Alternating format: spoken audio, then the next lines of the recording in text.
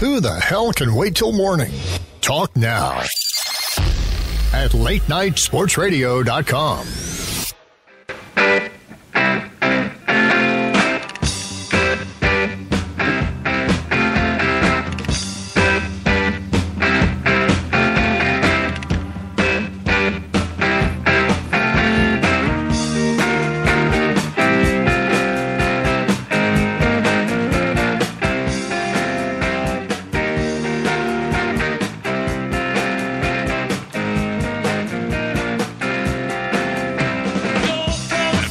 Right. Welcome on into the Johnny Bobbo Show on LateNightSportsRadio.com. You can also find us on your Spreaker app.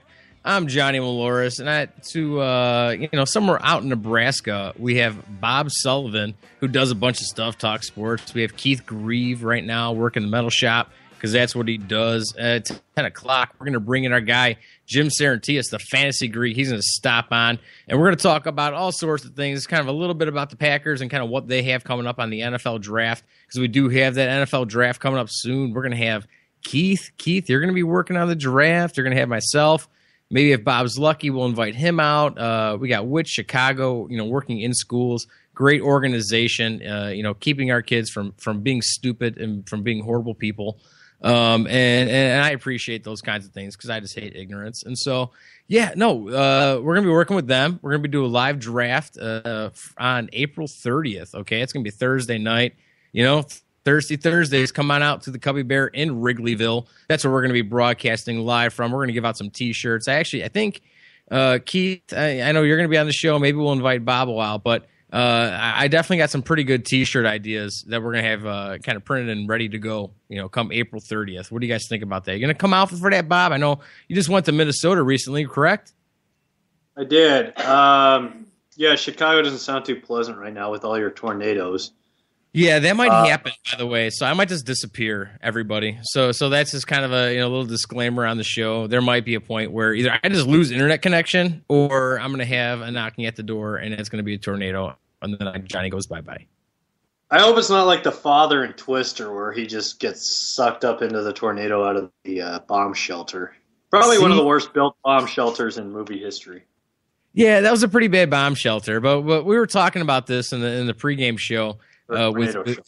With Keith and I, yes, our tornado pregame show, and we were talking about Bill Paxton's phenomenal career as an actor. You don't even realize how many movies that guy's been in, but I got to say, Twister was probably one of the best. I would say it's the only best. He was in a lot of iconic films, though. I mean, Keith, you can back me up on this, right? Hold on. Del Paxton from That Thing You Do has a better career than Bill Paxton. Oh, come on. Gosh. That's all right. That's the most recent thing that he's seen out in Omaha. So, you got to give him that. I found a soundbite for you if you do end up getting sucked away. Oh, please. Give it to me now. Let's just get out of the way. Oh, hold on. It's loading. Oh, apparently it's me. It's from Airplane. It didn't come out all that clear. That's a little bit of a letdown. I apologize for that. Yeah, I don't know what the hell that was, but hey, Bill Paxton, man, he's doing stuff. He's he's on Agents of S.H.I.E.L.D. apparently. That's a pretty good show. I know my dad gets the show. How about you guys? You guys watch S.H.I.E.L.D. at all? I did watch the S.H.I.E.L.D. I got a studio audience over here. My gosh, you guys are having a much better time. Liven it up. They are not. All right, take it easy. This is not going to be a joke here. I don't need the studio audience. Trying not to die on my end of the line here. That's all I'm trying to do. Okay, but the S.H.I.E.L.D. was one of the greatest shows on FX, and what's his face? Michael Chiklis should have a star on the Hollywood Walk of Fame. We're talking about a different kind of S.H.I.E.L.D. The Agents of S.H.I.E.L.D., not the S.H.I.E.L.D. Agents of S.H.I.E.L.D. Okay, yeah, that show is terrible. Yeah, that's a Marvel thing. And then he was in Big Love, which is a gigantic show. Big Love was pretty big, man. You never got into that? No Big Love for you? No Frasier? Guy was on Frasier. He was in Spy Kids 3D. Game Over. Are you kidding me? Listen, I like Frasier. I defend Frasier to his I defend Frasier because Friends was terrible, and they both went off the air on the same day. And no, Friends was terrible, Aleska. No. And hi, Haley. We're gonna take a shot right now. Lame shout outs. If I can hear the shout out coming, no shout outs for you. The shout out taken away for Haley. But anyways, Simon and True Lies. I mean, come on. True Lies, Apollo 13. Are you kidding me? And then, you can just flip it back, man. This guy, he was in Weird Science. He was in Commando. Do you remember Commando? That's got to be one of the best Arnold Schwarzenegger's movies of all time. Commando. I prefer Boxers, but I'm good. Oh boy. Yeah. With Commando. Speaking of Boxers, he was in Terminator. No, he was in the beginning of Terminator. He was the punk leader. I'm pretty sure that Arnold Schwarzenegger ripped his balls. Sucks. The guy, okay, in the Avengers movie, he dies, and they put together some meaningful montage for the guy, like, oh, hey.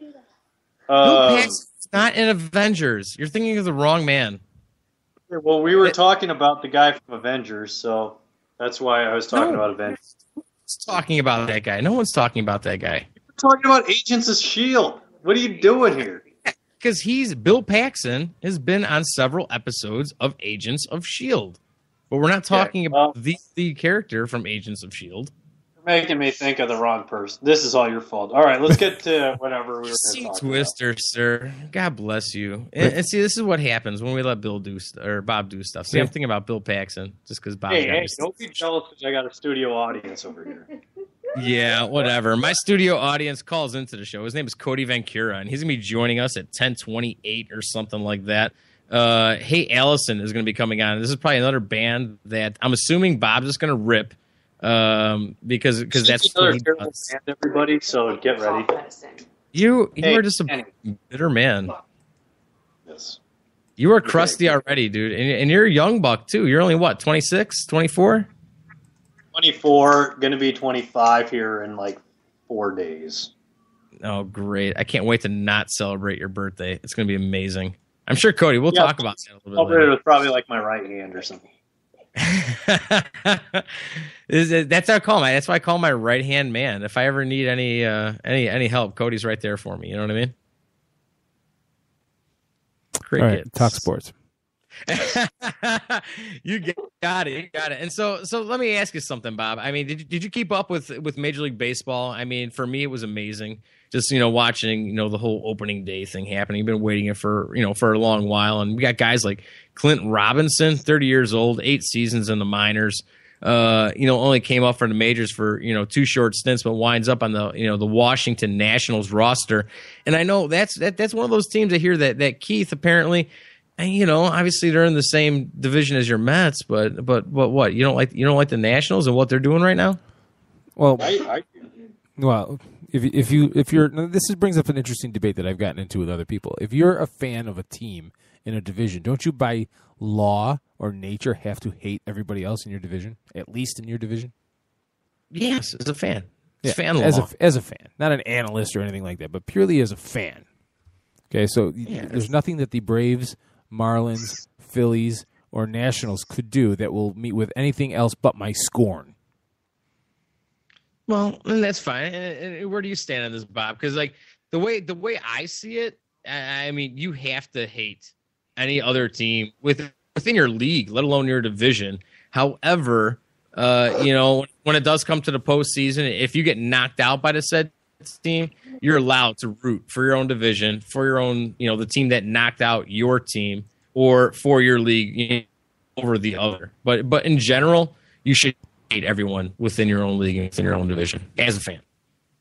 Okay, well, as a Knicks fan over the last 25 years, I never really, I don't know, pretty much since I emerged from my mother's vagina.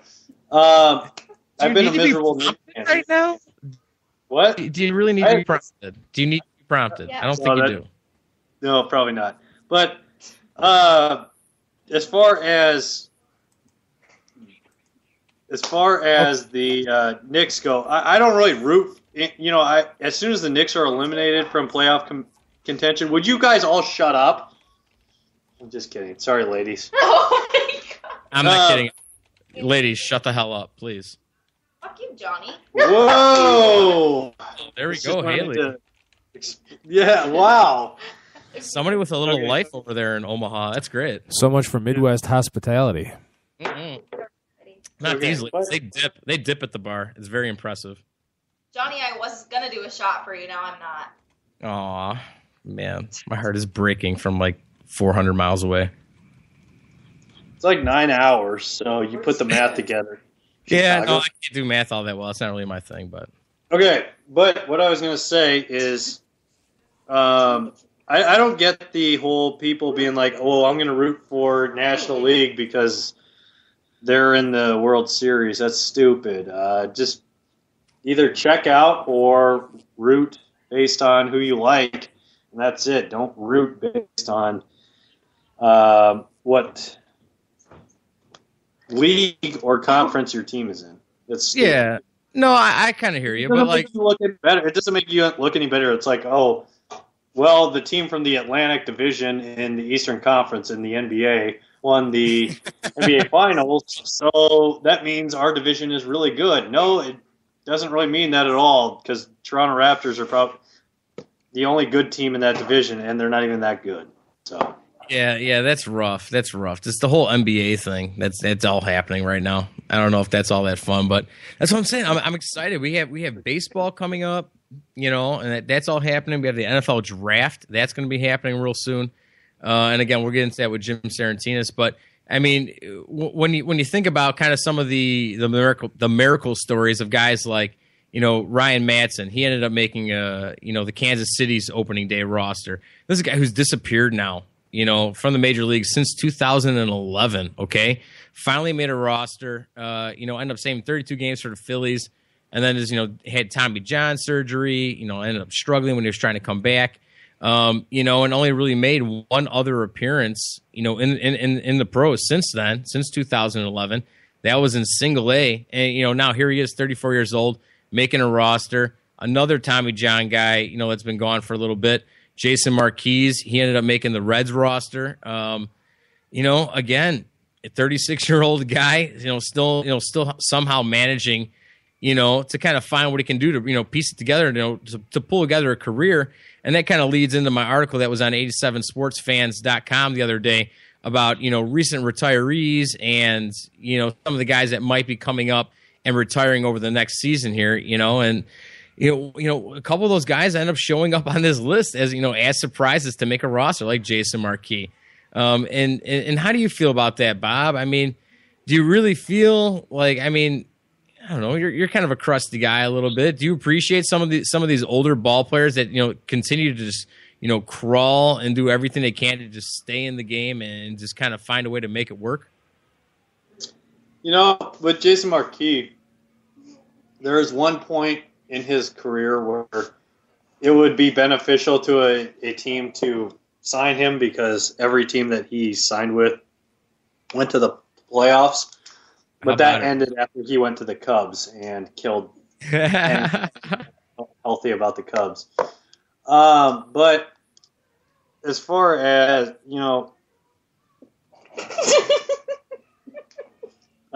with the okay, I have people pouring tomato juice into beer over here. That sounds awful. And I agree. It's so good. They claim that it clears out the antioxidants, and I don't buy that. Okay, everybody, shut up for just a second. Ladies, shut up. Okay, I got to give out my sports input. Okay, but the yeah, I know. Okay, with Jason Marquez, signing these old free agents, and I'm kind of a crusty guy. I'd say, if they have made the playoffs more so than they haven't, it's worth signing them because they got the experience of, eating innings, pinch hitting, whatnot. I would sign them. Is that fair, John? No, that was I mean, I guess that's fine, but through all the other garbage, no. I mean, that was kind of a half-assed answer, but we'll take it here, man. We're trying. You're only trying to co-host a show, no big deal. But no. So I'll appreciate a guy like that. You know what I mean? It's for a lot of these guys, it is tough to say goodbye to the game. You know that it meant so much to them. You know, and they've worked all of their lives to get to this point. And so, you know, I feel it's a great story, you know, especially guys now. You're looking at Barry Zito. He's doing everything he can to kind of keep up his career, going through the farewell tour with Barry, with Oakland right now, the team that he originated with. You know, kind of working through the minors, trying to figure this thing out. He's 36 years old. I think. Okay. But you wouldn't. Okay, look. Okay, John Smoltz had, you know, his go with like the Cardinals and the Red Sox, and that didn't work out. However, okay, can you really fault these guys? It's like in the music business when like Springsteen's going on his 9th, you know, closeout tour or whatever, which I'm completely cool with because Springsteen is the best. But then you look at like Motley Crue, they had to sign a contract that said, hey, we will not go on another reunion tour. Or Van Halen, they're going on a tour with David Lee Roth. Why not make as much money as you can until you can't make money anymore?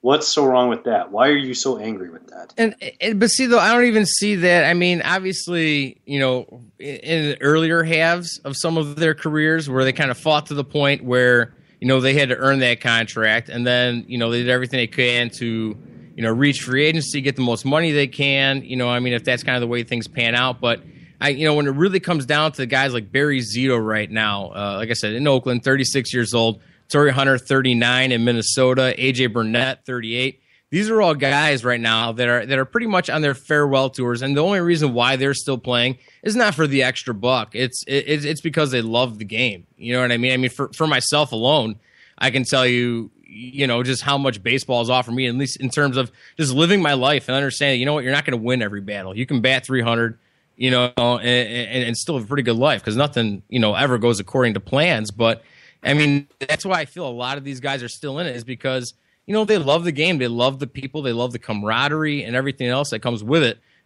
You know, and that's kind of why they're still out there. And it's, you know, we got those guys, the something left in the tankers, as I called them on my post on A7 Sports Fans. You know, we have R.A. Dickey. He's kind of entering his contract year. Same thing with Mark Burley. Guys like Tim Hudson. These are all older guys where, you know, they're pitchers, you know what I mean? They found a way to kind of make it work. But, you know, I think, you know, with it coming into their contract year, you know, it kind of comes out to weighing out those options in terms of, you know, how you would rather spend, you know, the rest of your life, you know, basically, you know, after 35, you know, you're pretty much, you know, 40 or older. You know, do you want to spend that time, you know, with your family after having spent, you know, 6-7 months on the road, you know, and that's something these guys got to weigh out.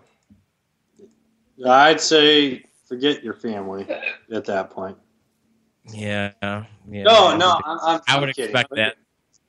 No, but so you can expect more of that when we come back here on the Johnny Bobbo Show on LateNightSportsRadio.com.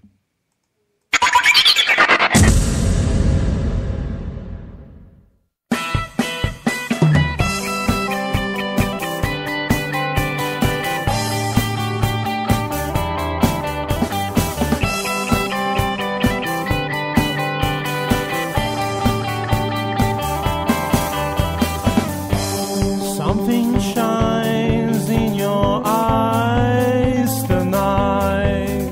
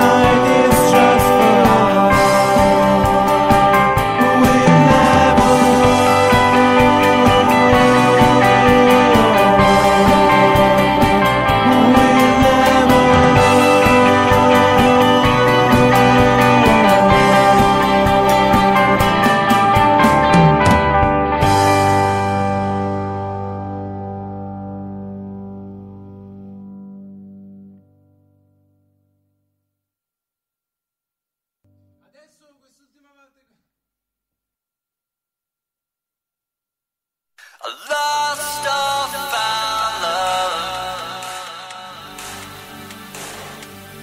lying by your side.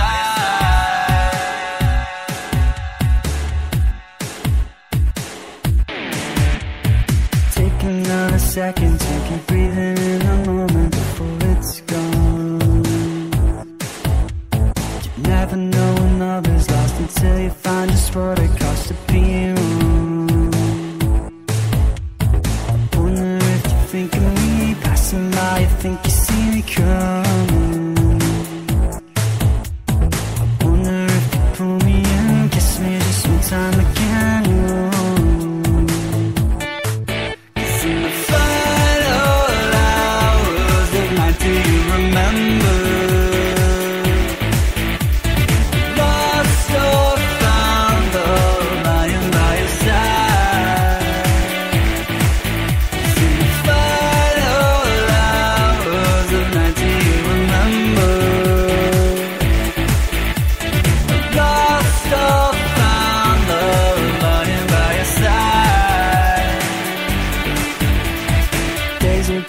Coming and the nights will keep on going till they're tired, falling fast asleep and as they dream of ghosts of beats filled with desire. The chance of life is all around, a chance to take is always found. Oh, writing on the lullabies, I'm alone and living life. Oh,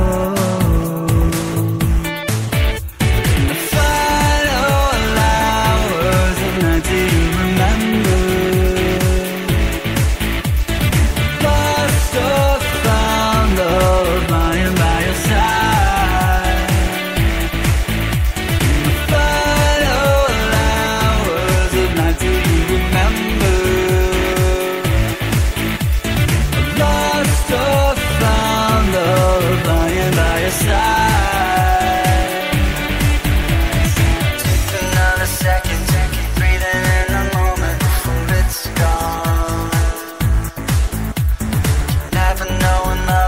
Until you find just what it costs to be wrong.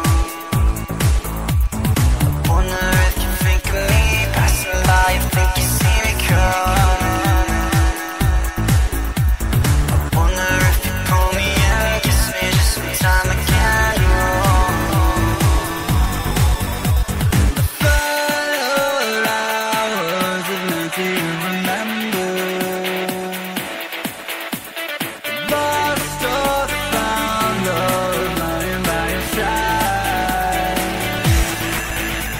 The final hours of night, do you remember?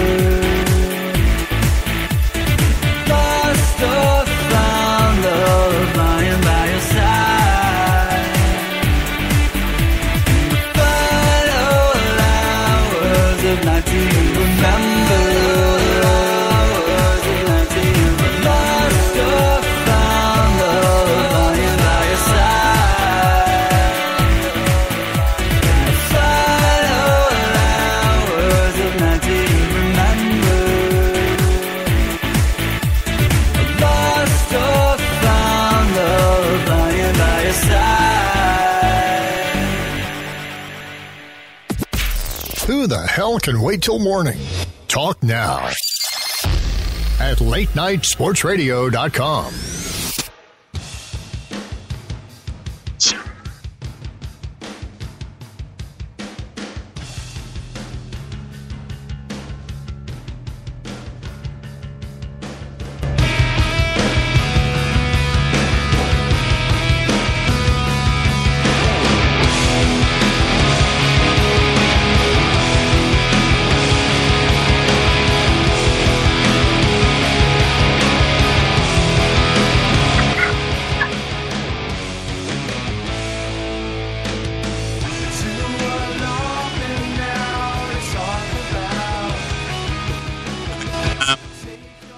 Linda 585-633-7487. I'm Johnny Malores of 87sportsfans.com. We have Bobbo Sullivan. Bob, who are you writing for these days, Bob? Well, I went and visited Not bad looking. The Minnesota. These ladies over here don't think you're bad looking, John. But Well, that's good. and I went to the Minnesota Timberwolves They are drinking. game against Magic. I wrote a story about that game for NoCoastBias.com. I don't really write for many people. I just kind of write when I want to, and that's not very often. Yeah, that's great. And now, gosh, basketball's so difficult. Did they fly you out there? Did you drive out there? Did they pay for you to go there? Is kind of what I'm asking. They paid for my gas. I drove out there. They paid for my gas. And Who are these people? I need to meet them. You know, 'Cause- Haley's got a good point. Why do you get to be the face of this show? Because I'm the entertaining and good-looking one, even though it's No, radio. because you send out the emails, and I just show up at 9 o'clock on Thursday nights. No, Because I actually care. That's like the main thing, I think. that's true. That is true. I give you 100% control. Mac Miller's in here? Yeah. Would you guys settle down for a second? Okay, so on When I'm Friday on your night, show, when I'm on your show, though, you have complete control. I just go with the flow, man. I agree. Yeah, I just ask questions. I let you ramble on. With No Coast Bias, I went out to Minneapolis. They covered the trip and whatnot. Okay. And it was kind of like a tryout to show that I could do my things. However, I got a little nervous and almost crapped myself when I saw Alfred Payton when I went into the locker room for the Orlando Magic, and it was kind of weird seeing NBA players that were shorter than me. Kind of a weird thing. That's because you're a mammoth man. You're pretty big, dude. I'm like a monster. Yeah, I'm like. I mean, You're I'm like tall. a white shack. You actually look like a Haley. monster. Haley said I'm like a white shack. You're whack. Well, I'm whacked. I'm whacked off. No. That wasn't just said. So It was, though. It was. yeah. Well, feel free to complain. 585-623-7487. Give us a call. We would love to just argue with. Do we really want somebody. to open up Pandora's box and talk about Bob's habits when he's alone? Yes. No, that's fine because we all know what happens. Gosh. Bob, Anywho. do you live at home? Where do you live, man? You live in your own house? Do you live with other people? Do you live with your parents? Where are you at, Bob? Parents home. Yes. Okay. All right, look, I like to use my hands. I got to ask a question, Bob. Yes. Are the Timberwolves that as bad in person as they look on TV? When Andrew Wiggins does not score in the fourth quarter, yes. Oh, my gosh. It was terrible. Yeah. It was one of the worst. It's a rough watch. One of the worst games I've ever witnessed because Wiggins didn't score in the fourth quarter. They don't have Gorgie Jang was out for the game, and Shabazz Muhammad was out, and yeah, it was a terrible. It was a terrible game. The Magic dominated. Nikolai Vucevic dominated the inside because they had nobody to guard him. Justin Hamilton was their best defensive player. It was an awful game. It was horrible. All right, if you had to pick which puddle of vomit to lick, which would it be? The Orlando Magic, the Minnesota Timberwolves, or the Lakers? Lakers, because Shaq played for them. There you go. I like that thinking. There you go, Haley. Haley, yes, Haley answered. There you go. Yes. Good job. Cheers to that, Haley. Cheers. Keith loves puddles of vomit, and on that note of puddles of vomit, Keith, why do you love the Mets so hard? Why do you consider them a puddle of vomit? Because they have been. Ruben Amaro's just been driving that team. Ruben Amaro hasn't been driving the Mets. He's been driving the Phillies. Whatever, man. It's just been a disaster for so long. I mean, obviously, do a great job drafting pitching. You know what I mean? Like that, and that's the one thing that's probably keeping them. You know what I mean? Like kind of relevant, at least in terms of quite a few different teams around the league. And I think out of all the divisions that are probably the easiest to win it would have to be the NL East right now because everyone's going to say Washington is going to run away with it, and Washington has their own problems. You know what I mean? Like, obviously not every one of their stars is going to throw a lot of complete games. It's the National League. That doesn't happen all that often.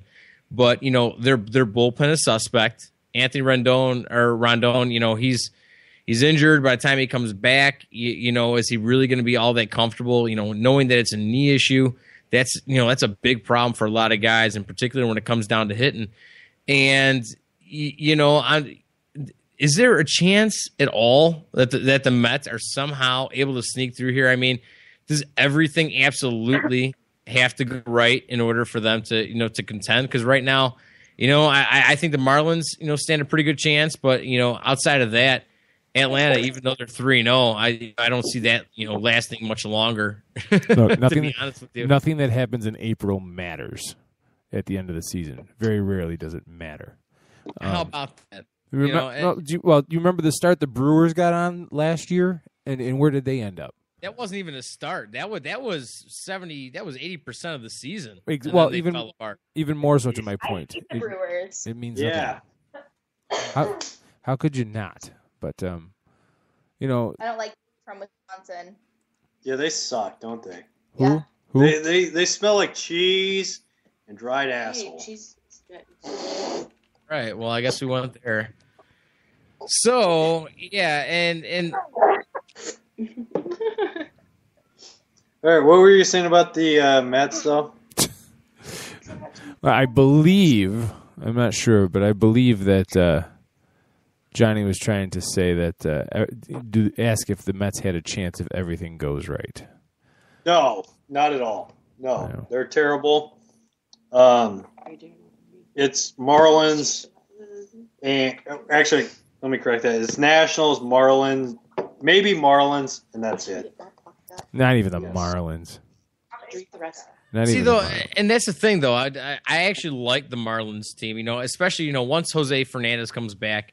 That's going to be a great addition, obviously, to their starting pitching. It's all a matter of kind of if they're going to be able to sustain in the meanwhile. While he's gone. That's a big part of it. I really don't think that starting rotation was that big of a fluke last season. So I'm pretty confident in kind of what they've been able to do and kind of the way they've been able to piece this together. When you look at their entire team, especially the positional side of the ball, that's probably the biggest adjustments I think that they've made in terms of making themselves contenders. When you look at adding guys like Martin Prado, what Giancarlo Stanton's able to do, you know what I mean? That's him and himself. I'm kind of glad, out of all the people that were able to get, the giant, $300 million contract. I'm glad it was Giancarlo. To be honest with you, obviously, he's gotten hurt, several times over the course of his career. Yeah, but he got jacked in the face. But would you say, I wouldn't call him injury prone. He got hit in the face with a baseball. I mean, yeah, he's had his injuries. Last year, but he's missed ever since he's been, in the majors. He's missed significant parts of each of those seasons because of injury. Wouldn't you say that the Marlins probably shut him down, like extended the time he was out because they were out of the playoff hunt? No, not at all. Those were all like serious injuries where there was rehabilitation time that went down. Where this was rehab that was lasting beyond the end of the season to where, there was an opportunity for him to come back. And that's why, it's so impressive for as young as he is to come in here and have 30 home runs, over the course of these years that have been marred with injuries. What is he going to be able to do if he's actually healthy? And hoping, that he does stay healthy this year. It's just going to be one of those tough things they're going to have to manage, in particular coming from a National League ball club.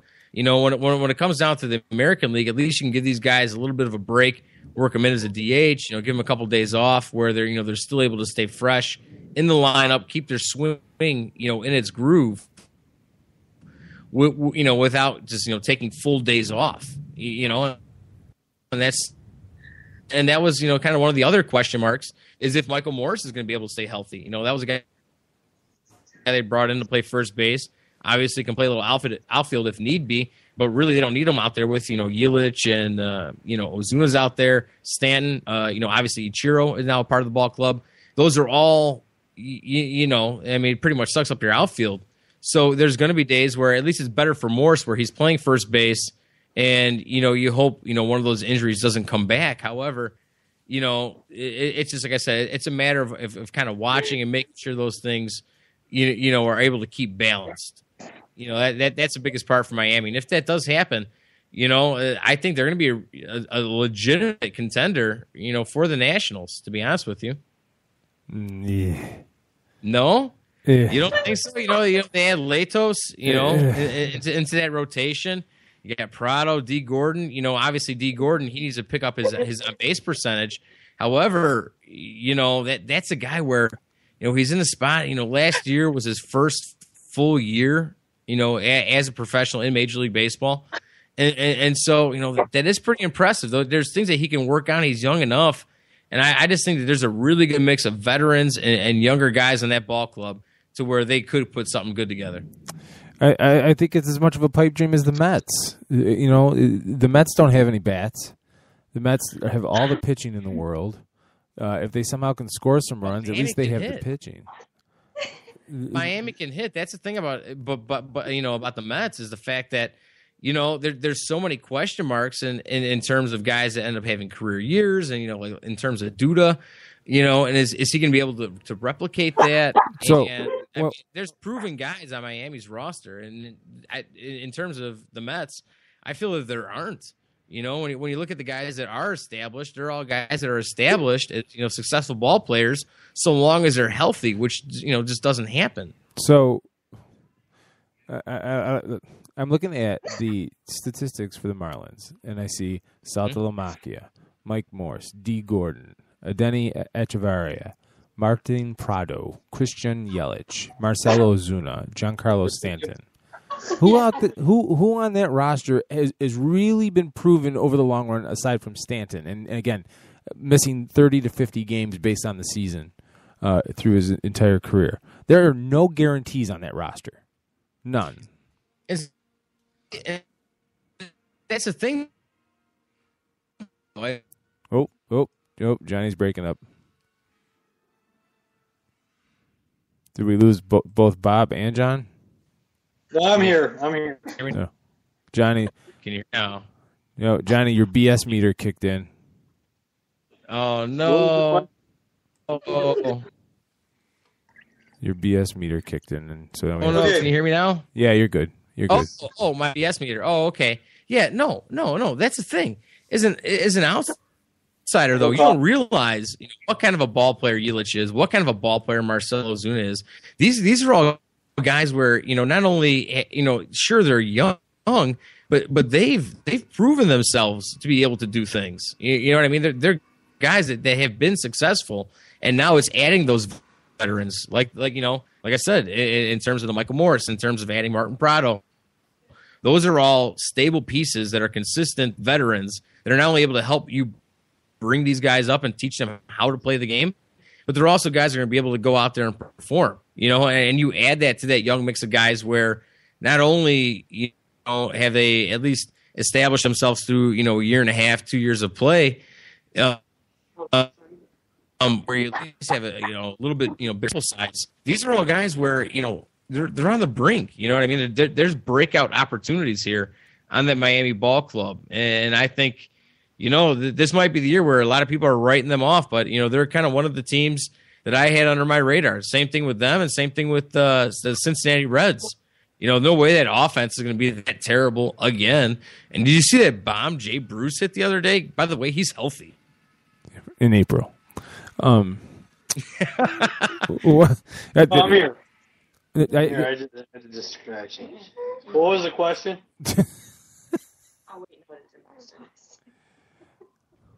We're trying to make decisions about who can contend in April. Okay, and you can't really decide who can contend in April because of what Chris Shelton did with the Detroit Tigers like 10 years ago, when he had like 10 home runs in like the months of April and May. Anywho, I would say Mets are not a contender. Sorry, Keith. No, they're not. Braves They're are not a not. contender, even though they went like 3-0 in their first series. Brewers? Brewers suck? Yes. Haley says Brewers suck. Brewers suck. Cubs, I'm not really a buyer into them. If I was a betting man, I would say Just write down every baseball team that you've ever heard of. Just Cardinals, Nationals, and Dodgers. Those would be my betting teams. And the Yankees. So Bob says, I was out of the loop, and I heard baseball, so I'm just going to say any baseball thought that I randomly have and hope that it fits the conversation somewhere. Dear God. Correct. Dear God. Yeah, but no, honestly, when you look at what Cincinnati has, at least in terms of, their bullpen, I think it's consistent. They ended up falling off a little bit last year. They're one of those bullpens I see a lot like the White Sox where they're going to be able to bounce back. And same thing with that offense. No way that offense is that bad. You're going to end up seeing, Joey Votto, who's finally healthy. And you're going to say, okay, yeah, healthy for now because it's April. No, this is, an opportunity where these guys have gotten healthy. Him, Jay Bruce, they've gotten themselves healthy finally.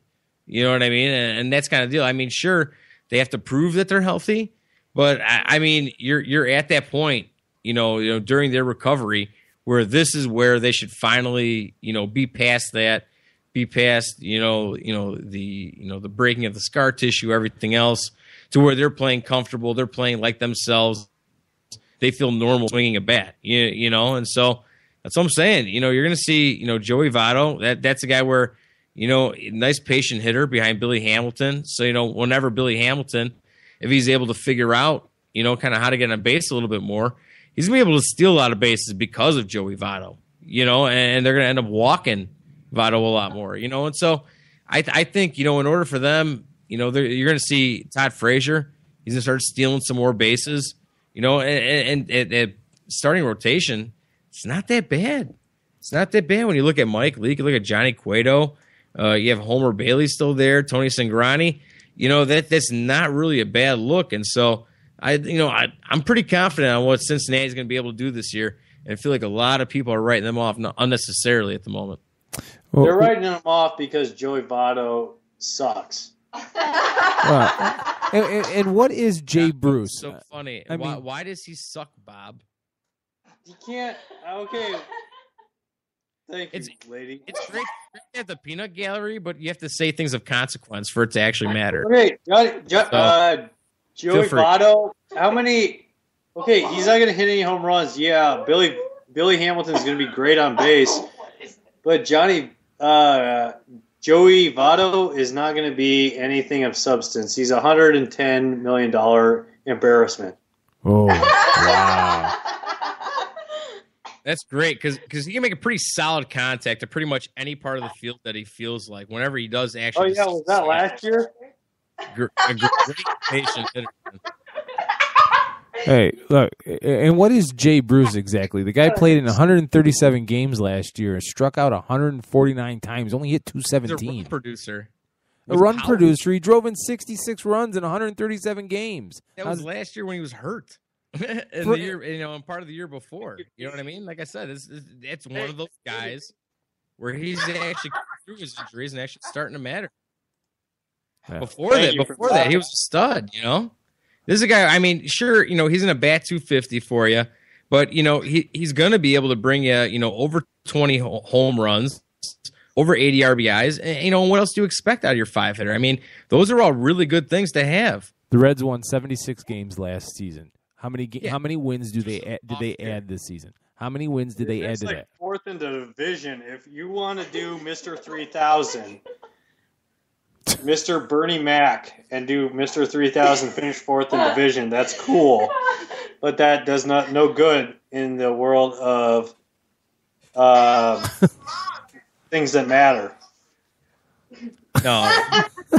I feel like the Reds are at least going to get to 80 wins this year. And I feel like, like I said, a lot of people are writing them off and, like I said, laughing about the whole situation. But, it's a really well put together ball club. And knowing that they have Brian Price there kind of running things, I was kind of shocked by the Marlon Byrd deal. You know what I mean? And they are one of those teams where if things do go south, relatively quick, they can start moving guys. Johnny Cueto, he's on his last year of his deal, so he might be on his way out. Aroldis Chapman, that's another guy that he might end up dumping. There's a bunch of guys on that roster that are going to be valuable pieces elsewhere come the deadline if things don't pan out. However, if things do pan out, those are valuable pieces that you have on your team, that any other contender would like, and would love to have to take them over the top. And so, that's one of the teams I feel like you can't write off. But again, when you're stuck in, the NL Central, that's a really tough place to be right now. Between, obviously Pittsburgh got off to a bad start, but, again, nothing to kind of, get all up in arms about. But, I think Pittsburgh, they've proven themselves to be more than just a fluke. They're the real deal. And what St. Louis has been able to prove over, the last decade and more, they're going to be around for a while, but I feel like they still have some things to overcome. At least in terms of kind of addressing their bench a little bit. I don't think they have as strong a bench as they would like. And I'm not really sure that they're all that confident in their relievers. And so these are all things we're going to have to see pan out. And who knows what the Cubs are going to do. But I honestly, if you ask me, again, they are going to be better this year. They are done losing on purpose. But, they aren't done losing yet. There's still going to be a little bit of that, a lot of learning curves for these younger guys. And that's kind of how the game goes. Well, I agree. And it's a, it's kind of listening, learning, and kind of figuring out how to play the game. That's what it is pretty much all about right now. And with that wonderful tidbit, we're going to cut to break and bring Jim Serantias, who pays attention, knows what the hell he's talking about, and he's going to be doing that right here on Late Night Sports Radio on the Johnny Bobbo Show.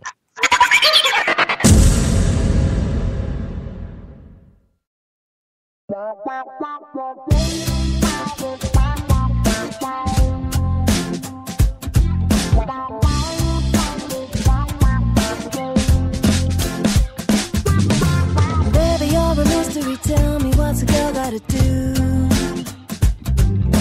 Looking at the history doesn't seem to give any clue. Just when I think I understand it all, you seem to unravel some more. Ooh, la, la, ooh, I never know nobody like you. Ooh, la, la, ooh, now I know. Baby, you're not a neighbor. Ooh,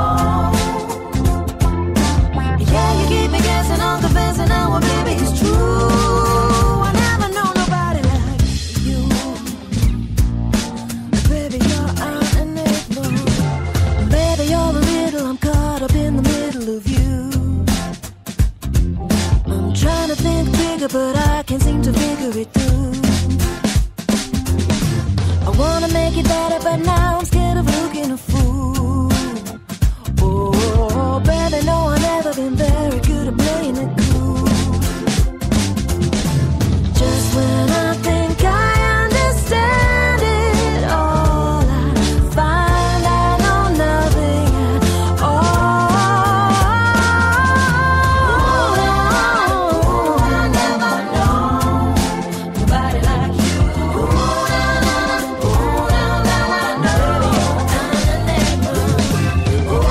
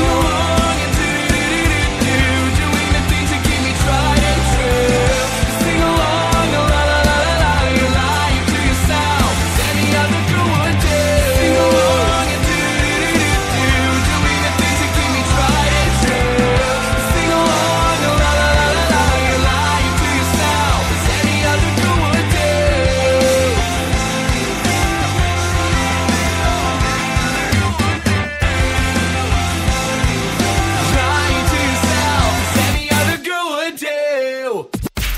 Who the hell can wait till morning? Talk now at latenightsportsradio.com.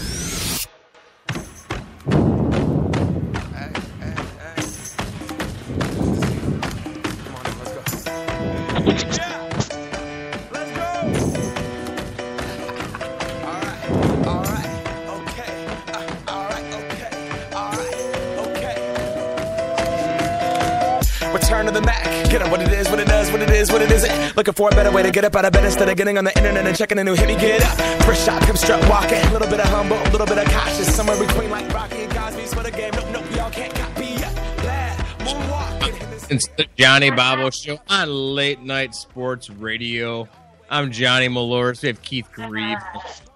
We also have Bob Sullivan and apparently some ladies out there in Nebraska. And we're bringing in Jim Sarantini. It's the Fantasy Greek from the fantasygreek.com. Jim is our go-to guy when it comes down to anything football. Jim, how are you feeling tonight?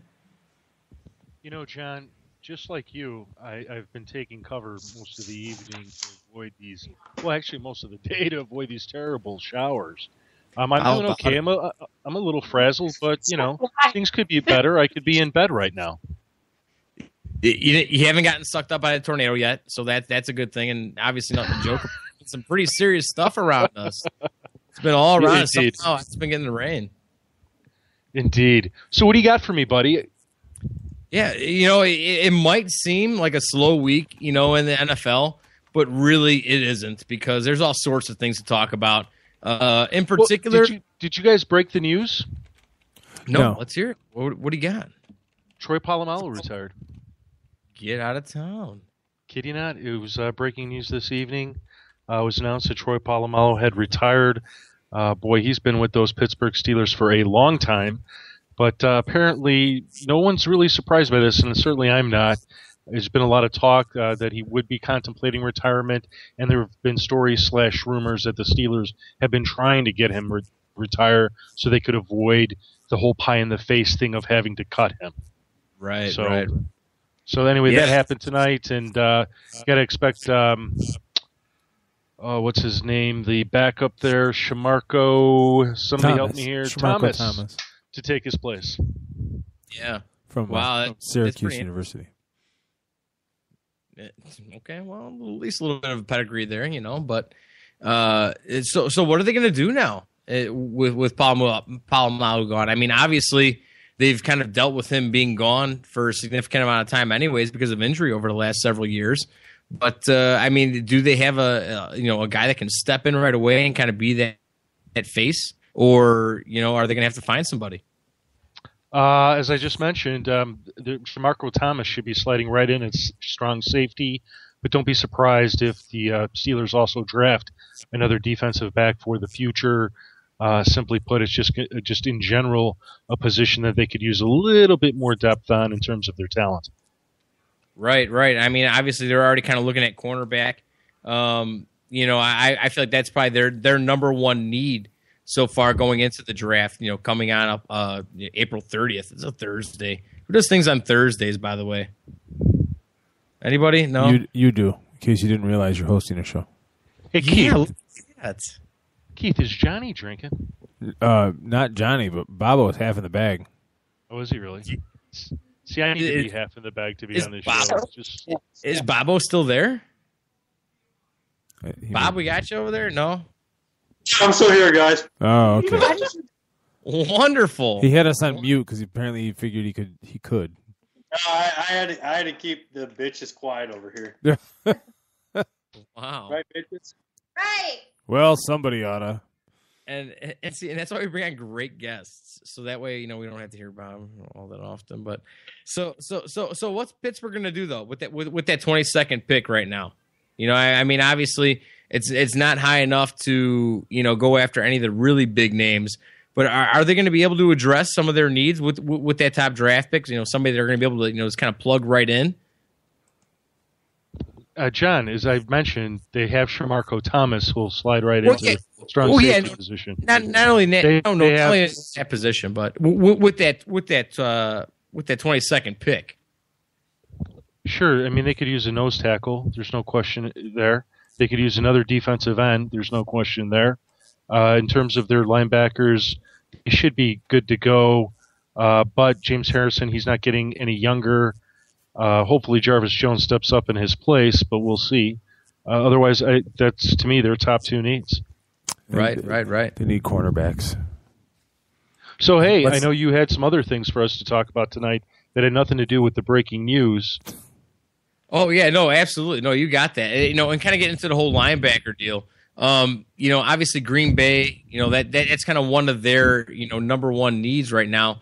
If they are able to, end up kind of, with Clay Matthew, kind of, moving to the inside, is that going to help them out a little bit? I mean, do you think are they going to try to move him back outside and kind of draft an inside linebacker high? I mean, 30th is still kind of low, but I mean, is that early enough to draft that linebacker when they do need help elsewhere in terms of, at least at cornerback, they could use a little bit of help. Same thing with outside linebacker. And I know there was a recent post by one of your amazing writers over there on thefantasygreek.com talking about how possibly they could be looking at a cornerback rather than that inside linebacker position.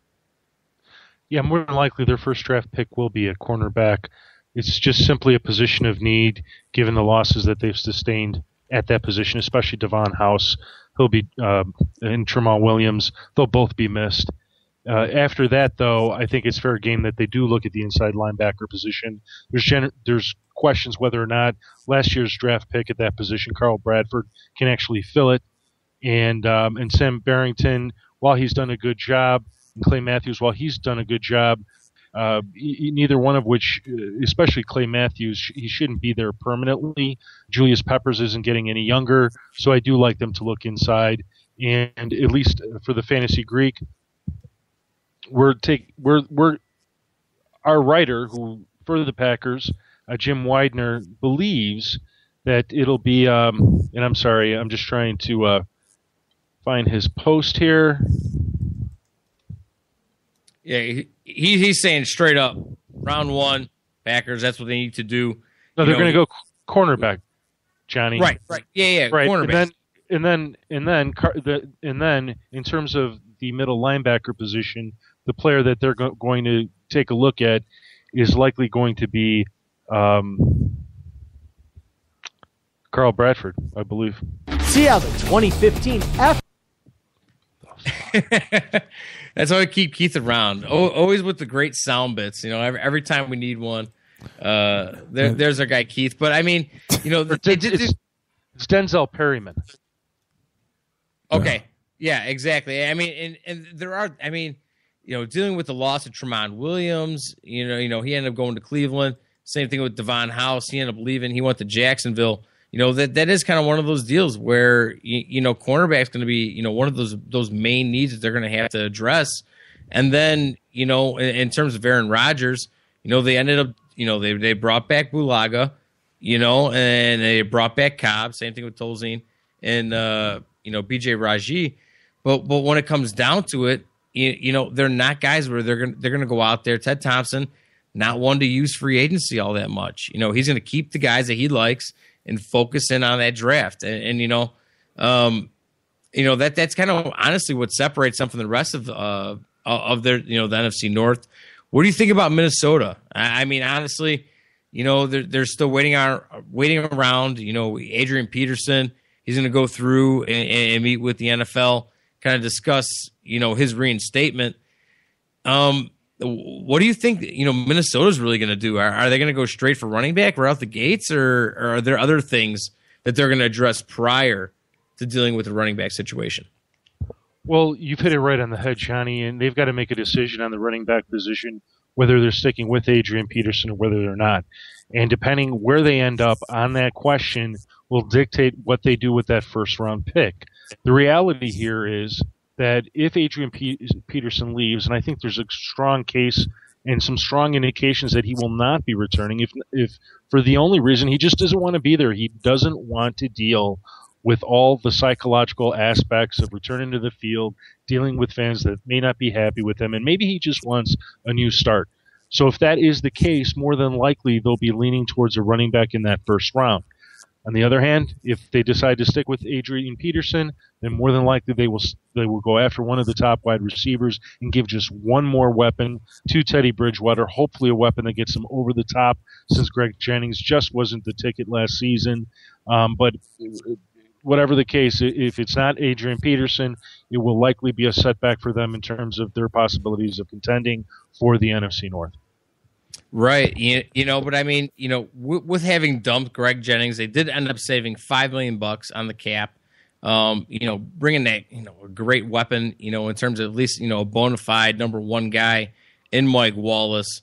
Is there any chance that you see, Kyle Rudolph, is he going to be able to stay healthy? Because I feel like if you do have him, with the mix of Norv Turner, and possibly adding a receiver, this is such a heavy draft, in terms of receivers, and there are quite a few running backs. I mean, this isn't their only, their option is going round one with a running back. But, do you feel this whole Teddy Bridgewater thing is going to work out for them? I mean, that's kind of been the biggest question for me. He did show quite a bit of promise last year, but it's adding the other pieces around him. Do you feel like right now he has enough to work with what he has, or do they need to add somebody like that on offense?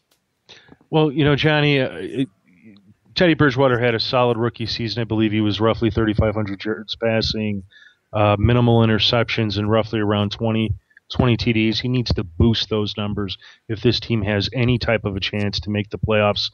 He certainly has shown the possibility. He showed flashes last season, especially in the stretch run. So, yes, to answer your question, he absolutely has a chance at leading this team to the playoffs, if not this season, for certain next season. So I do like his chances. No, that's great. And now, probably, with the whole disparity, among quarterbacks around the league, and trying to figure out, where guys are going to get drafted, and kind of, just how many legitimate quarterbacks are actually coming out of the collegiate levels at this point. Knowing with the spread offense, and just how that just hasn't been able to work, at least at this point, over a sustainable period in the NFL. Marcus Mariota, okay, number two, obviously, probably going somewhere at number two. Is that going to be Tennessee, or is Tennessee going to, end up dealing that pick? Because right now, Ken Wisenhunt, I just honestly, to me, I don't feel like that's the kind of quarterback that he's looking for. And I number two pick, with as few quarterbacks as there are out there, he does have some talent that could be worked with and turned into a project. Are they going to draft him and keep him? Or are they going to do something else with that pick? Or are they going to move that pick?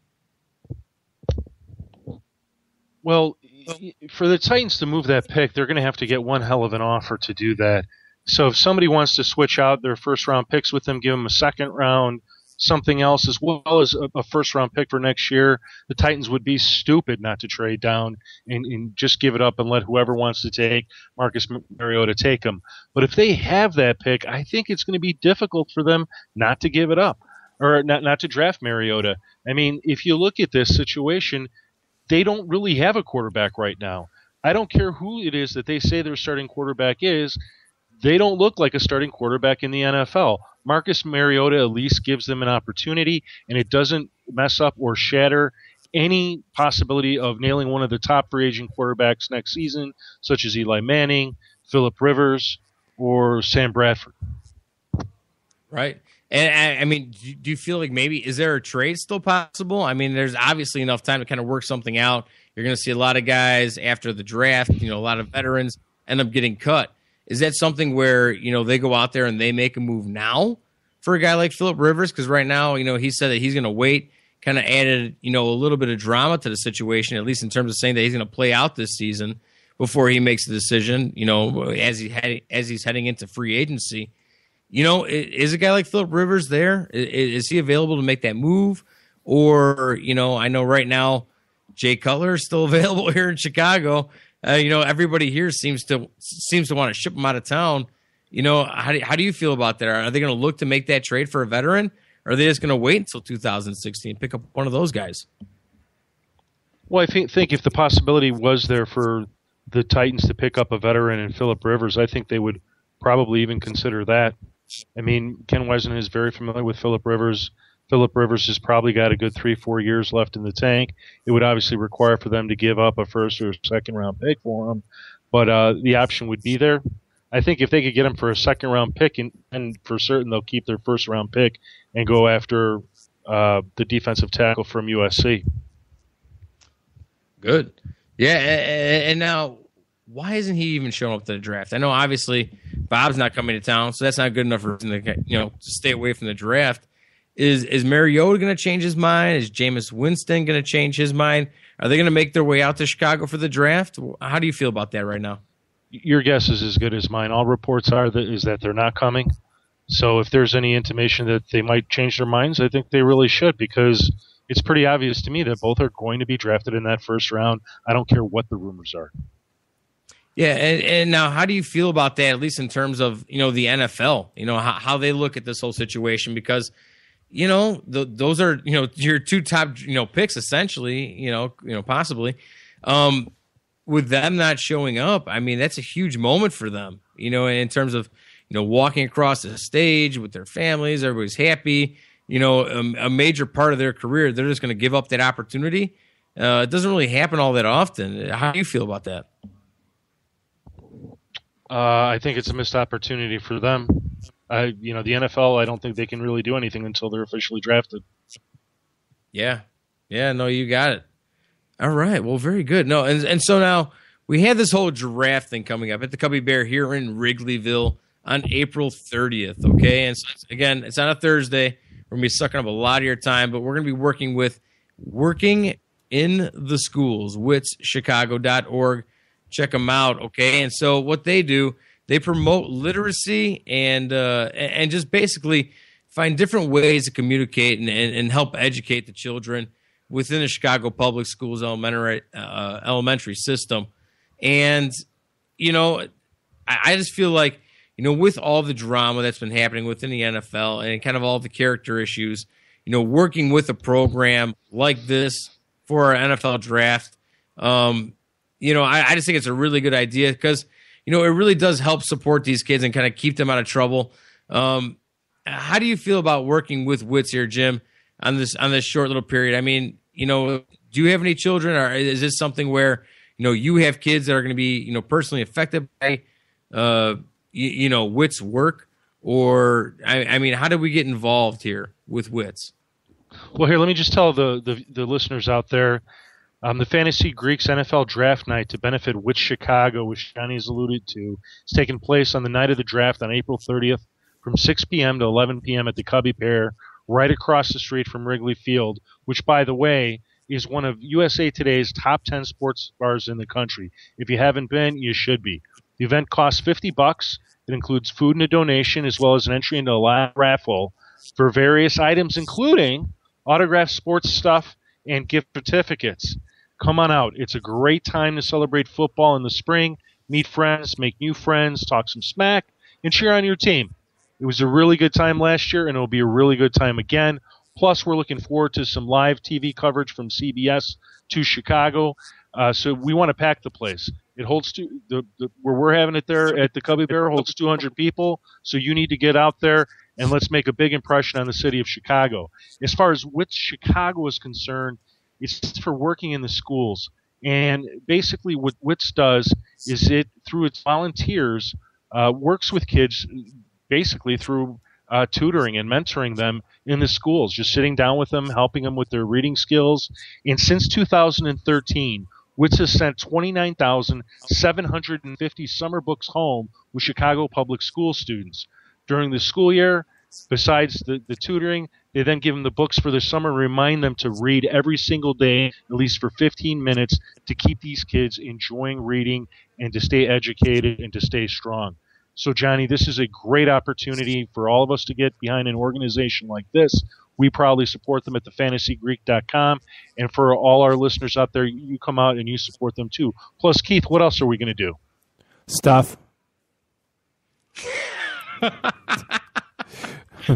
Oh, and that's why we love you, Keith. Yeah. I mean, I know we're going to be working on me personally. No. Hold on. Keith, tell everybody what we're going to do. What, the night of the draft?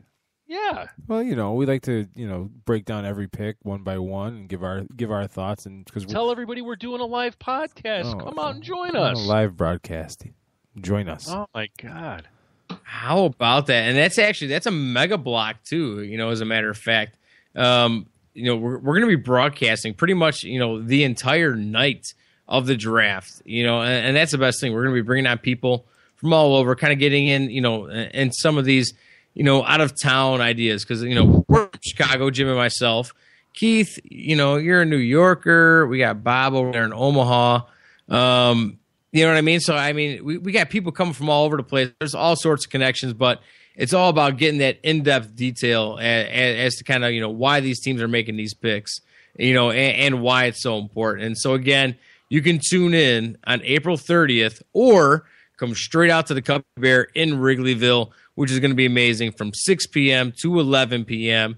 You're going to have myself and also Jim Sarantias, the Fantasy Greek, along with Keith Grieve. If we're lucky, Bob won't show. And we're going to be doing that live podcast right there. And so you can check it out. Again, our buddy right here, Jim Sarantias, thefantasygreek.com. You can also check him out. Same thing, the Fantasy Greek on Twitter. And thank you so much for being on tonight, Jim. You've been the best as always.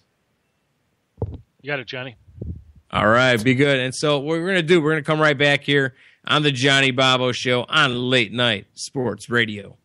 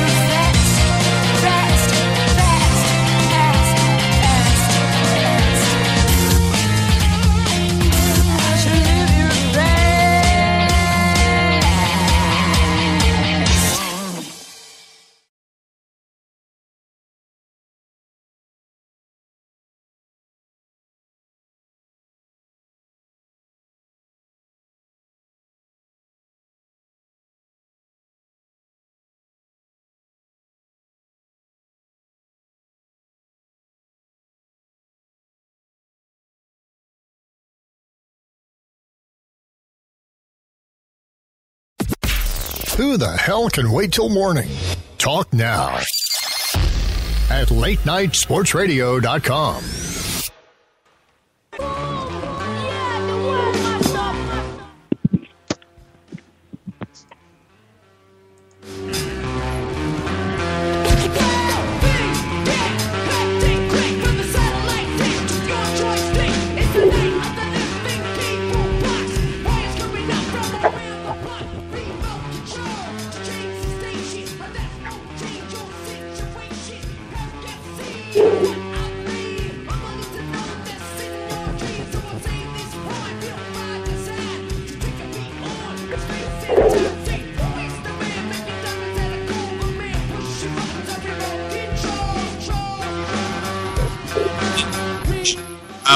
Show on Late Night Sports Radio. You can also find us on your Spreaker app.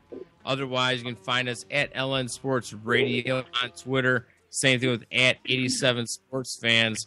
And if you want to give us a call in, right now we're going to bring in our guy, Cody Vancura. You can listen at 585-633-7487. Cody, how you doing tonight, sir? Hey, buddy. I'm doing pretty good right now. How are you guys doing? How's Bob? Oh, we're doing great. Bob, how are you? I'm great, Cody. How are you doing, buddy? I'm doing good, dude. Have you talked about the fight me and Bob got into over the weekend or no? No. Talked about what? You know, last weekend I challenged Bob to the fight, and he ended up showing up, and I beat the heck out of him. Wow. Okay, listen. We are both fans of Springsteen, and you just kind of sit on your cushioned chair, and I don't know why we're going at it. We should be going at John here. Yeah, Bob. You know what Johnny told me last night? He's like, "Yeah, I'm only a Springsteen fan because the album's called Nebraska." Cody just makes things up as he goes along, and so as you're going along making things up, Cody, how did you make up your playlist this week here on Spotify? Gas Station Flannel on Spotify, and what's on your playlist? Apparently, Mountain Goats. The Mountain Goats, man. So Mountain Goats just released their new album. It's called Beat the Champ, and the cool thing about this album, it's a concept album all about pro wrestling. And like me and James talked a little bit about it last week, but like, man, I follow basketball, and that's it. Like my main sport, pro wrestling. I love it. Okay, and now, how did you get into the Mountain Goats? What are they about? Kind of tell me a little bit about them, because what I understand, in the '90s they were more of a lo-fi band. Put out a lot of things on cassette and vinyl only, and then like around 2002, kind of heading into the aughts there, they ended up going into a studio with a full-time band.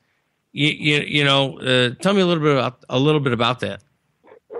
It's really cool you did your research on that, Johnny. That's awesome. But yeah, like all through the 90s, like every Mountain Goats release was cassette only, and like it was super lo-fi.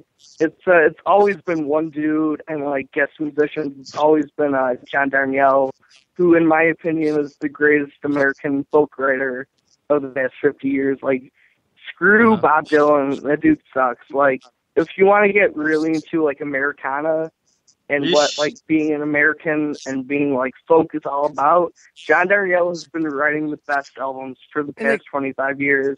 Explain that a little bit in terms of being Americana, folk. Like what is that all about? How could you tell the difference? Because obviously, there's a bunch of different genres. You can tell rap from country, but when it comes down to folk and Americana, how can you tell that difference?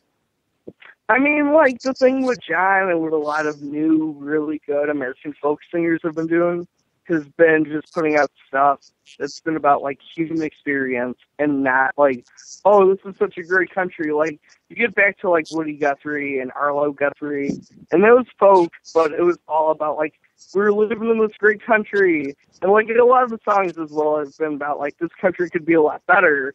But what John is doing from the Mountain Goats has been taking actual American experiences, like divorce, a son going to jail, like a lot of things that, like, middle-class America faces, and it's been making really beautiful songs out of it.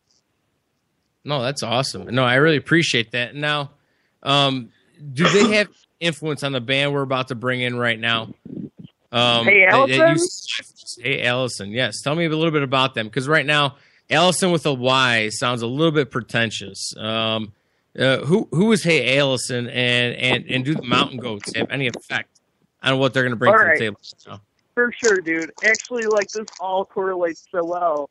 The dude from Hey Allison's my friend Cody, who lives in Galesburg, and I met him at a show like 5 or 6 years ago, and I remember the first thing him telling me is he's like, bro, you want to start a band? Like, what's going on? And I'm like, yeah, dude, where do you live? And he's like, I live in Galesburg, Illinois, where, like, the Mountain Goats wrote the concept album, Galesburg. And I'm like, dude, that's so cool. And, like, Cody's one of the best dudes I've ever met. And, like, I wish I could see more. And this was his band. No, that's great. And now they call themselves, funk, rock, punk. I mean, are we going to hear any rock or punk in this, or is this pretty much just going to be standard old? It's very folky, dude. It's very folky, inspired Awesome. by the Mountain Goats. All right. Well, let's hear a little bit right here. This is Hey Allison. Under assault. Into current overside.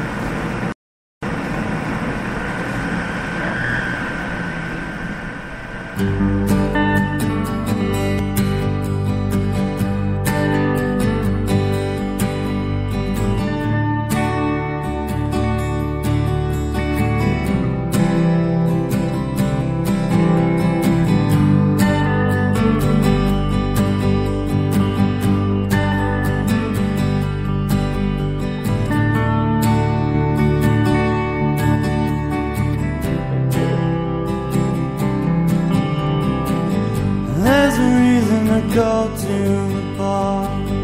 It's to chat a long story about a long day at work. Some girls leave the bar just to go to another bar just for dialogue. And it's insanely unnerving, but I can't stop listening. They all talk as if they're interesting.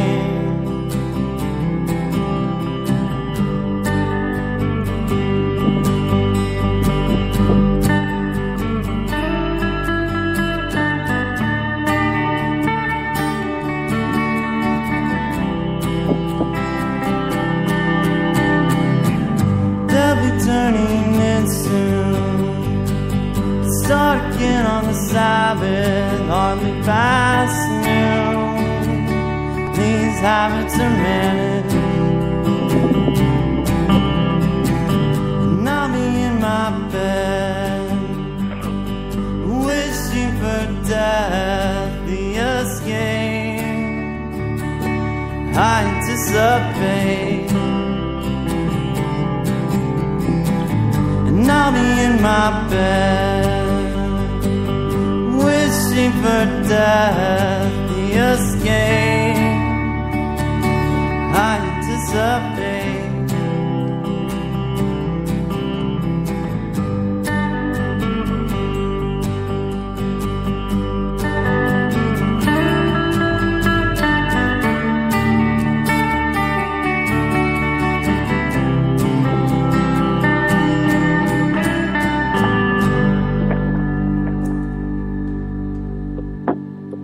And there you have it. There's Hey Allison, and that's Cody's guy, Cody C. Tracy, from Hey Allison. So is this a one-man band kind of thing, right?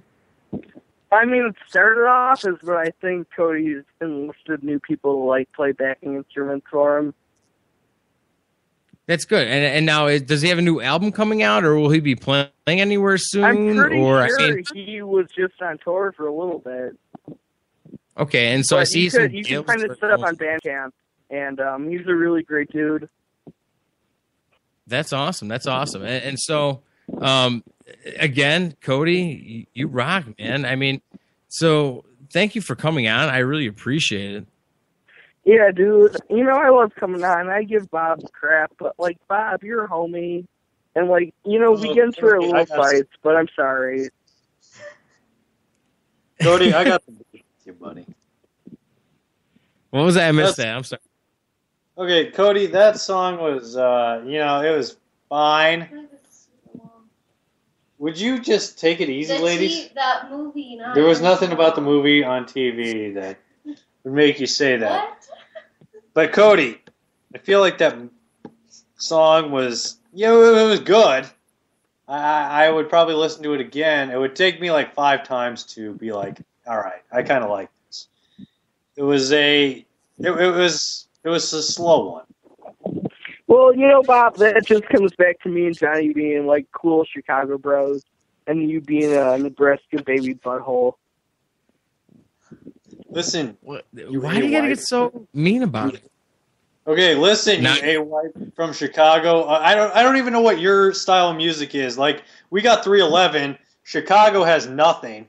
Okay, at least we have style. You got Seattle, who's downer and singing about depressing crap.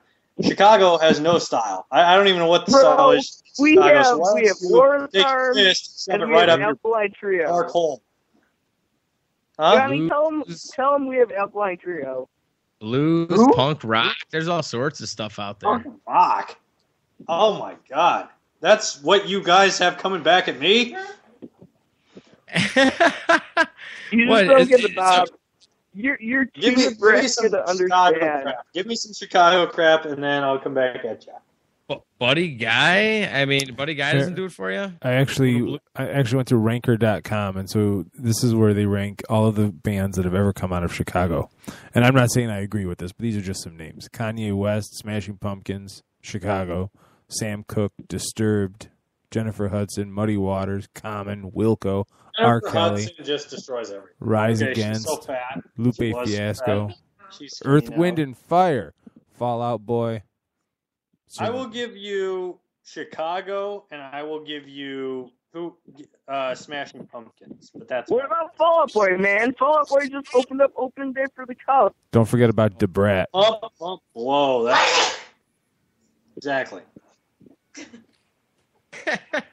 Yeah, no, and I was down for Fall Out Boy for a little while there. Like their first, it's all your friends. Their first albums were so good, man. Their first albums, Take This to Your Grave and From Under the Cork Tree, are so good. Like those, you cannot disagree saying those are perfect pop punk albums. They're so good. And it was a privilege. It was such a privilege for them to open up opening day this year for the Cubs. I just don't like the direction that they've gone since. I feel like they've still gone good, man. Like they evolved as a band. They're doing their own thing now. They're not staying with one genre, and it's cool. I love Fall Out Boy. Don't they have the Monsters thing in one of their newer songs? Yeah, it's so good. Everything they put out so good. It sounds like a horrible idea. Why do we need the Monsters thing? When was the last time that you wanted to hear a Monsters theme song? Every day of my life. That's my alarm when I wake up in the morning. Is the Monsters theme song. Hey, it's not terrible. No, it's not. It's not. No, I appreciate it. And so now the Smashing Pumpkins, we have Billy Corgan now. Apparently, he wants to call William Corgan.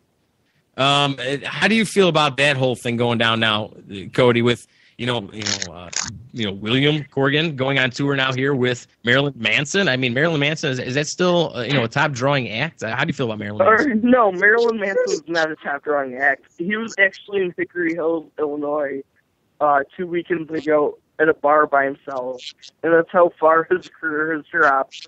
Is that a real story? No, that's real. That's a real story. That's a real story. You saw. Yeah. And I love the Smashing Pumpkins, and I love Billy Corgan. There? He's lowering himself into the garbage right now, touring with Marilyn Manson. This is disgusting. I mean, the guy already owns a tea shop. I mean, it's one thing to have a coffee shop, but a tea shop. I mean, come on. What are you doing with that? He really let himself go too. Like in the meanwhile, I mean, he was really creepy and skinny for a while. Yo, and then, had a like, long hair. Hey, you heard how he bought his own wrestling company and it failed, right? And I knew some of it, but I mean, what's kind of the story on that? He bought a like independent wrestling company that operates out of like Darien and Chicago, and like he took control of it and it failed so hard. And like he had a deal to go on AMC with his show, and it fell through because he couldn't pull out the money to hire talent. And I was like, yeah, I never liked wrestling to begin with. This was just a fad I went through. And it's like, Billy Corgan, shut up. Like, you paid millions and millions of dollars to buy this company, and now you're just lying about it. Yeah, well, I know he ended up doing a commercial with, I think it was like Walter E. Smith or something like that. Yeah, dude, like, it's fitting he's touring with Marilyn Manson now because they're both nobody piece of poop. They're poop. It's a poop tour. and now the National. I know they came out with a new album on the 2nd. Are you a big National fan now? I mean, no, dude, I've kind of liked a lot. I hate the National. They suck. They suck so hard. See, and why not? I kind of like the fact. I mean, they do have a little bit of that more of a droning sound to them. But I had a kick out of it. I enjoy a lot of their stuff. And now, how about collection? Oh, who? Go ahead. Go ahead, Cody. No, dude. Like, National is just appropriating so many other bands' sounds, and like they're making like really cool indie music, but they're also copying off of so many other bands, and that's my problem with them.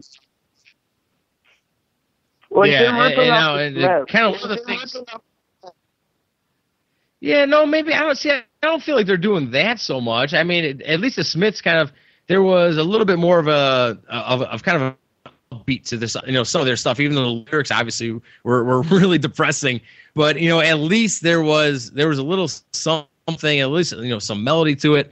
With the National, I feel like a lot of it is a little bit more, kind of played on on a minor, minor so notes, to speak, yeah. and so kind of keeping everything on a lower tone. But like, and now National... probably one of the more exciting things. Go ahead. No, I was just going to say, before the National made it into the mainstream, there were hundreds and hundreds of bands doing that style that they're doing right now and getting really big off of it.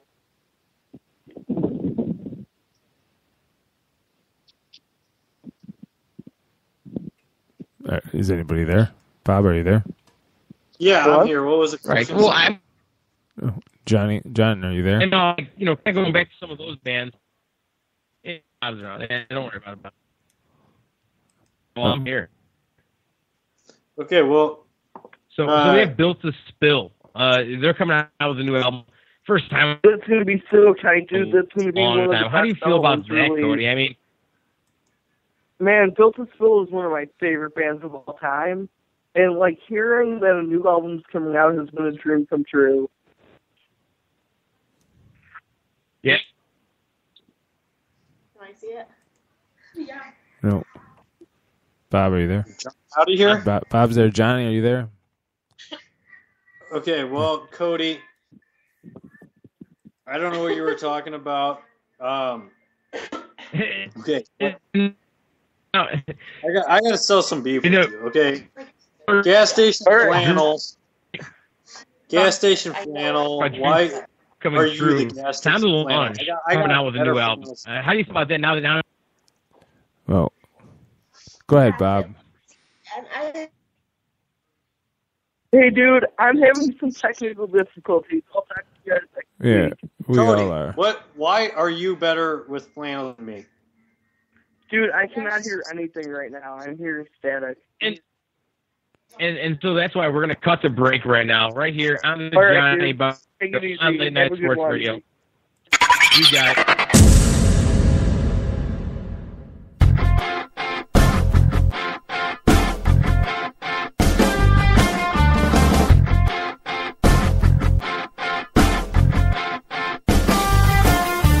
Woke up to a pour there goes Joan Jett, you know. Woke up to some wailing, was Van Halen on my radio. Parachute pants, skinny ties, Michael J. Fox, family ties, 1984. Radio, radio, radio, radio.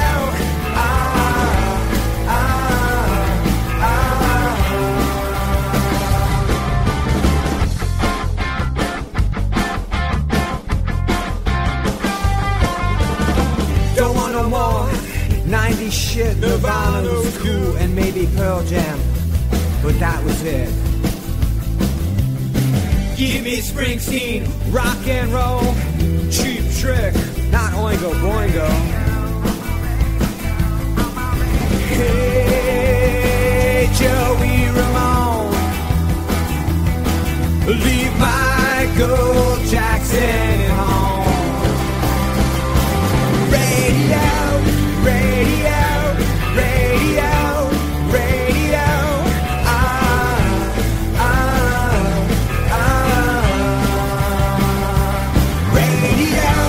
radio,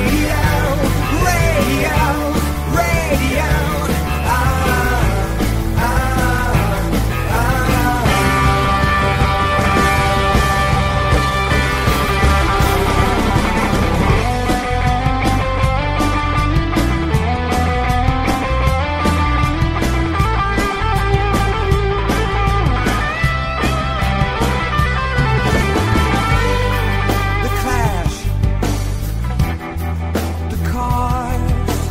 One-hit wonders, they all were stars. Billy Joe, the alarm, boombox hanging on my arm. Radio, radio, radio, radio.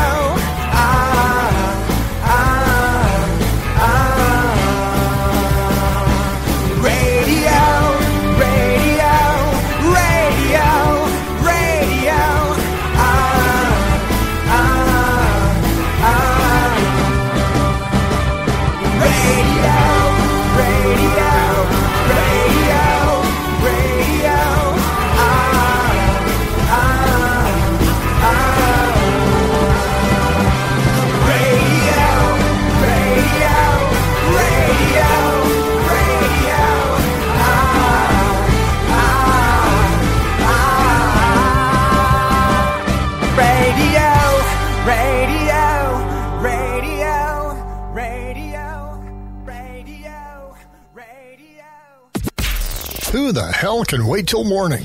Talk now at latenightsportsradio.com.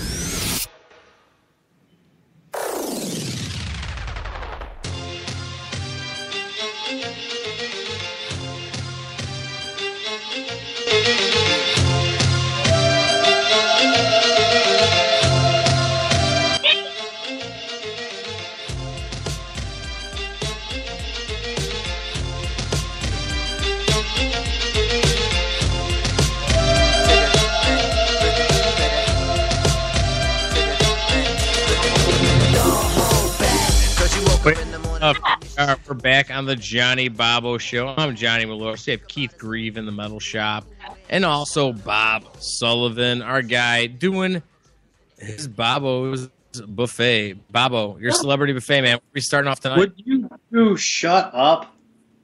Sorry. Hey, Johnny, how you doing? Wonderful. I'm sorry. I had a couple people talking in the background. Yeah, recurring theme. So, celebrity buffet, man. Where are we at? Okay. Well, I'm here with Haley. Hales. Haley, Hello. how you doing? Good. How are you? I'm good. We're going to talk some celebrity news. Okay, so according to the gossip columns, Kylie Jenner and Kim Kardashian Mm-hmm. are both pregnant and dumped. Your opinions?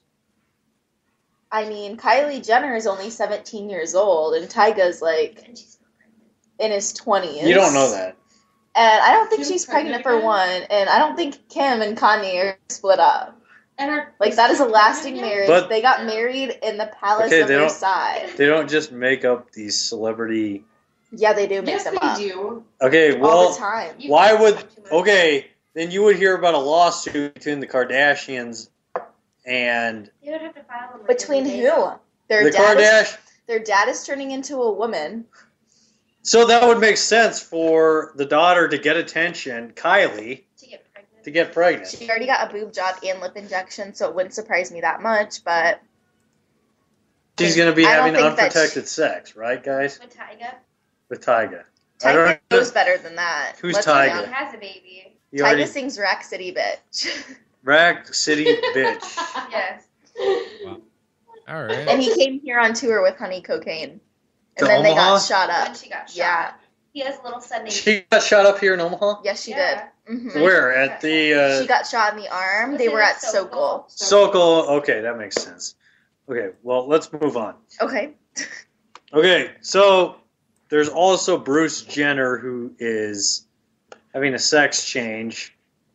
Okay, ladies, if you were late, yeah, okay, you guys are all ladies. Say your father is having a sex change, would your reaction be, Leska? I would be supportive. He's done worse. That is your name, Leska. Leska.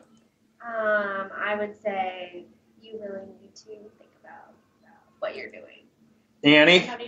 I would support my dad, but I don't You- think I would be 100% See- comfortable with that. I would not be comfortable, but I'm for everybody being happy. The Jenners are so popular and famous that they have to be supportive regardless. Otherwise, They're going to get crucified. right. Yeah. Yeah, That should be and Haley, Yes, Johnny?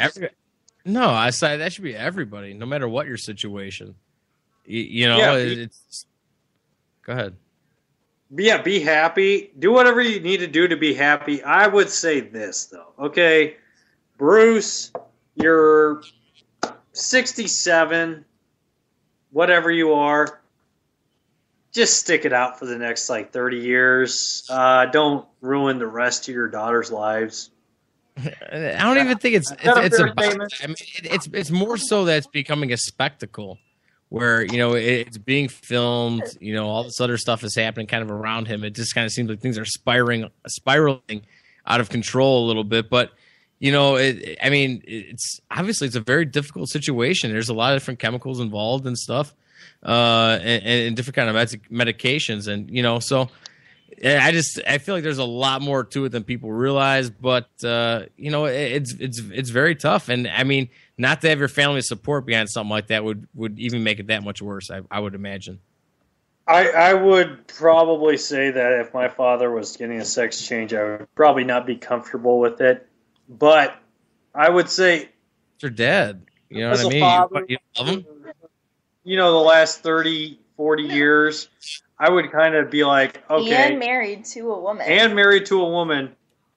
Well, but remember, there was that time there where Chris walked in on him, tucking himself back. I don't recall I don't even- that. It was not on It's- it's- television.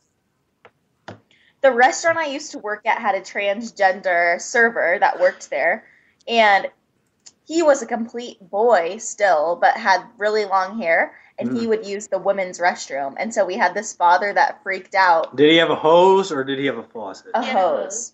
Okay. And this dad freaked out because she was in the women's restroom with the 8-year-old daughter, and he started freaking out. But we couldn't Yeah. fire her because then she would just turn around and sue us for discrimination. Yes, which brings up another good point. I have a suggestion to people out there. Okay, if you're going to send out sexually explicit emails or text messages within the office where people can read them and whatnot, send out emails that are of the homosexual variety, because then What? Okay, if you So- get fired for sending a gay email, then you can sue for. What does a gay email entail? I can't. Okay, if you send if you send a suggestive email from one male to another, that's Like provocative? provocative. Then you can get the money. You can be like, hey, they sued me. They fired me for being gay. Then you can get the money back. I don't know You where can this get- is, but it sucks right now. What else you got, dude? Okay. Kelly Clarkson claims she's not fat. Haley, is Kelly Clarkson fat?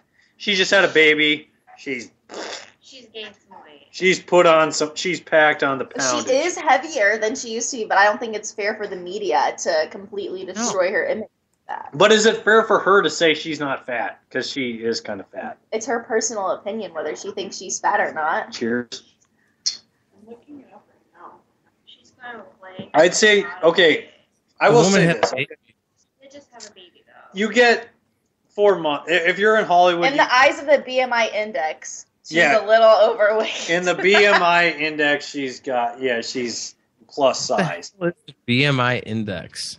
Oh, yeah.